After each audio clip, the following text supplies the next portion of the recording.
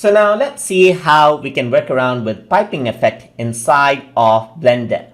So to do that, I'm just going to delete out the default items here on my viewport, and then I'm going to add in a curve. So I'm going to go to add right here, and then I'm going to go to curve, and then I'm going to select Bezier. So once I do that, this is what I have. So I'm going to press tab, and then I'm going to adjust it in the way I want, just like this. I can press E to add in details right over here, just like this, and pull it out further. So I have a snake-like pattern.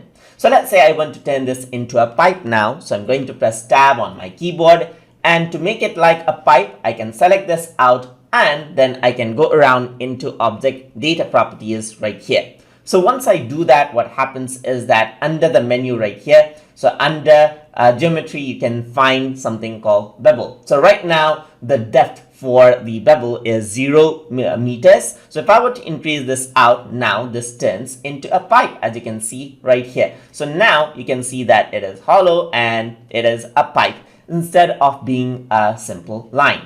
You can also increase and decrease the resolution, that is decrease the level of detail right here, just like this, or increase the level of detail and make it very, very smooth, as you can see right there. And you can also fill the gaps right here so that there is no hole right over there. So there you go. You can fill out the gaps or keep it hollow as per what you want, just like that.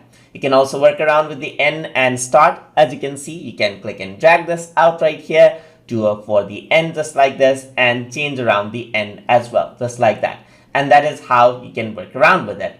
So that is how you can work around with the piping effect inside of Blender. So I hope you guys learned something as always.